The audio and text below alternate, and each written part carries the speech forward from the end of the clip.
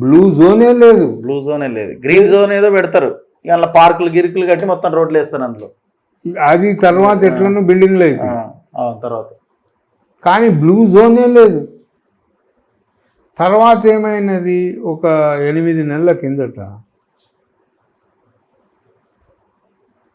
Blue green Hyderabad mapping అని ఒకటి announce చేశారు. నేను ఇది ఇందులో ఏం కదా అంటే, అదే చాలా పెద్ద ఇది వస్తుంది సార్, ఇది సార్, అది సార్ అన్నారు. ఈ రోజు దాకా దాని గురించి మాట్లాడిన వాళ్ళు లేరు, ఆ బ్లూ గ్రీన్ గురించి. అంటే మానవ సమాజంలో మనం ఇక్కడి నుంచి అయిపోయింది భయ్, మాకు మూసీతో పని అయిపోయింది, హుస్సేన్ సాగర్తో పని అయిపోయింది, ఇక నుంచి మాకు దేనితో పని లేదు కదా అని పోతామా? నేను మీకు చూపిస్తాను దీని తర్వాత, యాక్చువల్గా తీసి ఉంచుతాను. మనకి ఈ అమీన్పూర్ నుంచి తీసుకున్న జోన్లో చెరువుల సర్వే నంబరే చూపించి పొటెన్షియల్ ఫర్ రెసిడెన్షియల్ కాలనీస్ అని ఉంది మాస్టర్ ప్లాన్లో. ఒక మిడిల్ క్లాస్ వాడు ఏమనుకుంటాడు సార్, వాడు వాని ఆఫీస్కి పోతాడు, చూస్తాడు, అంటే అంత మోసమా? హూడా అమీన్పూర్ చెరువులోనే అటా రోడ్ వేసి, మరి ఇంక నేను ఎవరినో ఎందుకు చెప్పుకోవాలి? మేము అన్ని తిరిగినాం సార్, రీసెంట్గా అన్ని తిరిగినాం. నేను ఏడాది తిరిగిన అమీన్పూర్. మీరు ఇంకా తిరిగి పుస్తకం కూడా రాసిన. ఇప్పుడు గొలుసు కట్టు చెరువులు అంటే గొలుసు మొత్తాన్ని డైవర్ట్ చేసి పడేసేది లేదు అసలు. ఎందుకంటే అమీన్పూరు ఎందుకు ప్రాముఖ్యత అంటే largest wetland area in Hyderabad. In Ameenpur నేనన్నది కాదు, వాడు 300 ఏళ్ల కిందట చెప్పిన నవాబులే. That was the biggest horticulture zone ఆ కాలాల్లో. అత్యంత పొల్యూటెడ్ ఏరియా ఇప్పుడు మారిపోయింది. దాని గురించి తెలుగు యూనివర్సిటీ రాసింది బుక్, నేను ట్రై చేస్తున్నా దాని గురించి. వీలైతే మాకు కూడా ఇస్తే తప్పకుండా. ఎందుకు అని అంటే నేను అది ఆ బేసిన్ బాచుపల్లి దగ్గర పుడుతుంది. ఓకే. దాని ఆవిర్భావం బాచుపల్లి, రోడ్డు వేసి మనం దాన్ని తెంపినాము. ఆడ నుంచి మొదలు పెడితే బంధం కొమ్ము నుంచి ఇంకా కిందికి పోతుంది. అసలు 18 చెరువులు ఓన్లీ అమీన్పూర్ బేసిన్లో 18 చెరువులు గొలుసు కట్టులో ఉన్నాయి. రాబోయే ఉపద్రవం అమీన్పూర్లోనే. ఎస్, నేను రాసిస్తాను. నేను పుస్తకం రాసిన మీకు చూపిస్తాను. ఇప్పుడు ఖమ్మం లాంటి ఉపద్రవం అమీన్పూర్కి వచ్చే అవకాశం ఫుల్గా. ఇది ఏమవుతున్నదంటే అసలు 2 విషయాలు తెలియకుండా కాదు, తెలిసే వీళ్ళు చదువుకోలేదు, ఐఏఎస్ ఆఫీసర్ ఎందుకు అందరూ. హైటెక్ సిటీ కడుతున్నప్పుడు నేను అన్నా, ఏం సార్ ఇది అంతా చేస్తున్నావు, వరద నీరు కాలం, సుబ్బారావు నువ్వు అవన్నీ చిన్న చిన్న విషయాలు అన్నీ పట్టక, ఇప్పుడు డెవలప్ కావాలి మనం. నేను తర్వాత తెలుస్తుంది సార్. ఏమైంది ఇప్పుడు నేను వరద నీటి కాలం కూడా కట్టలేను, ఎందుకంటే చాలా మటుకు ల్యాండ్ నేను ఎక్వైర్ చేయాలి.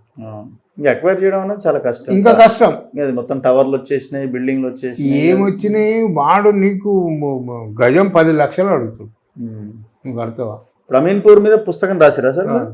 అమీన్పూర్ మీద, అమీన్పూర్ బేసిన్ యాజ్ అన్ ఎగ్జాంపుల్గా తీసుకొని రాసి, అది కొంచెం నాకే సాటిస్ఫాక్షన్ లేక నేను మళ్ళీ చూస్తున్నా పబ్లిష్ చేయనీకి. Very soon I will publish it, చూపిస్తాను. అది ఏమైపోయినదంటే, మీరు ఇంకా నేను అంటే కొంచెం యాడ్ చేస్తాను. మీరు ఆ కొత్త పెద్ద చెరువు ఉంది కదా, అమీన్పూర్ చెరువు, అక్కడ నుంచి మీకు వెళ్ళి బంధం కొమ్మలో కలుస్తాయి. అక్కడ 7 తూములు ఉంటాయి. నిజాం వచ్చేసిన నేను మొన్న వెళ్ళినా కదా, ఇప్పుడు వచ్చిన గడబడి. అసలు ఆ తూముడు ఎంత అద్భుతమైన కన్స్ట్రక్షన్ సార్ అది. అసలు అది నేను బాధపడతాను. నేను యాక్చువల్గా అయితే అప్పుడు వెళ్తుంటే తేజ్దీప్ కౌర్ గారు వర్క్ చేస్తుండే, ఆవిడ ఎప్పుడు అమీన్నే ఉంటుంది. ఆమె పోత పోత ఒక జీప్ కూడా పంపుతుండే నన్ను ఓకే వస్తా ఉంటే అప్పుడు ఒక వీడియో తీసిన అది ఎక్కడ పోయిందో ఏమో. యాక్చువల్గా అయితే అసలు మన ప్రణాళిక సంఘం వాళ్ళకి కానీ ప్లానర్స్కి కానీ ఇంజనీర్స్కి కానీ ఈ ఐఏఎస్ కలెక్టర్లకు కానీ ఎవ్వరికి కూడా మెదడు నెత్తిలో లేదు, మోకాళ్ళు. అంతే. ఎందుకంటే అదే తూములు నువ్వు రేపు వర్షం నీళ్లు వరద నీళ్లు పోవడానికి వాడుకోవచ్చు కదా, ఆ పనైనా చేయొచ్చు, కదా. నేను అందులో చూసినాను, ఏమంటారు బిల్డర్, నేను కట్టుకుంటున్నా, నాకు అబ్జెక్షన్ కాదు, నో అబ్జెక్షన్. ఇరిగేషన్ వాడు ఏమంటాడు, ఇక్కడ ఇరిగేషన్ లేదు, నీళ్లు లేవు, మూసేయంటాడు. మరి రేపు వచ్చే గోదావరి నీళ్ళు ఆడికి వెళ్ళిపోతాయి, ఇంకో నీళ్ళు ఆడికి వెళ్ళిపోతాయి. అసలు ఎవడన్నా ఆలోచన చేసి ఏదైనా ఆల్టర్నేటివ్ ఆలోచన చేసిండ్రా? ఈరోజు జరుగుతున్నది కూడా నేను చెప్తా, అది హైడ్రా పరిధిలోకి రాదు. హైడ్రా పరిధిలోకి ఎంతసేపు ఏమున్నదంటే చెరువు భాగం దాకానే ఇచ్చారు. అది డౌన్ స్ట్రీమ్ అంటున్నారు, దాన్ని డౌన్ స్ట్రీమ్ అంటున్నాం. డౌన్ స్ట్రీమ్ని మూసేస్తే నీళ్లు బ్యాక్ వాటర్ ఎక్కడికి వస్తుందండి? అప్ స్ట్రీమ్కి పోతుంది. అంతే కదా, సింపుల్. నేను అవే ఇందులో నా రిపోర్ట్లో చూపించినాను. ఇది ఎంత ఇదైపోతున్నదంటే, అంటే మన కామన్ సెన్స్ పోయిందా, లేకపోతే మనం కాంప్రహెన్సివ్గా ఆలోచన చేయలేకపోతున్నామా?